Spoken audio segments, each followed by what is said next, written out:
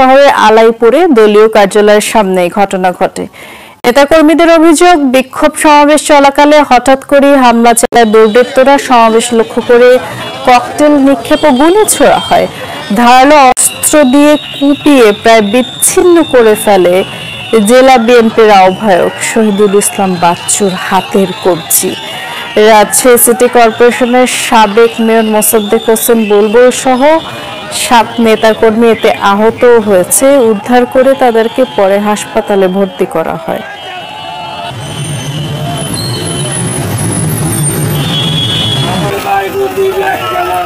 এদিকে পটুয়াখালীতে জেলা বিএনপি সমাবেশে যোগ দিতে যাওয়ার সময় যুবদলের মিছিলে হামলা চালিয়েছে দুর্বৃত্তরা। সকালে শহরের স্বনির্ভর সড়কে প্রেস ক্লাবের সামনে এই ঘটনা ঘটে। স্থানীয়রা জানায়, জেলা বিএনপির পূর্ব নির্ধারিত সমাবেশে যোগ দিতে খণ্ড খণ্ড মিছিল নিয়ে যাচ্ছিল যুবদলের নেতাকর্মীরা। প্রেস ক্লাবের সামনে পৌঁছালে দেশীয় অস্ত্র ও লাঠি নিয়ে তাদের উপরে হামলা চালায় দুর্বৃত্তরা।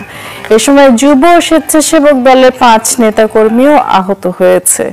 যে আওয়ামী লীগের সন্ত্রাসীরা এসে তাদের এই শান্তিপূর্ণ কর্মসূচিতে আসলে হামলা চালায় এবং হামলায় জেলা বিএনপির আহ্বায়ক শহীদুল ইসলাম বাচ্চু এবং রাজশাহী সিটি কর্পোরেশনের সাবেক মেয়র বুলবুল সহ 7 নেতাকর্মী আহত হয়।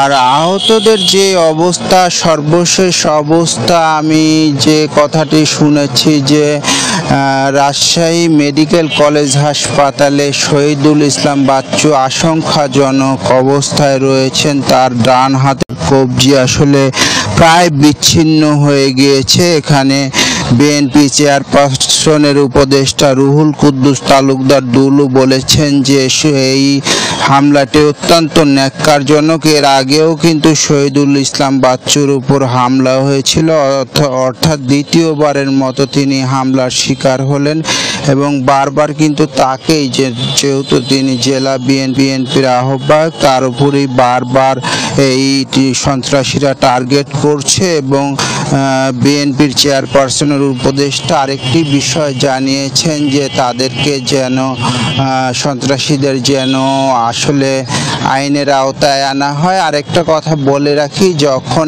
প্রথম দফা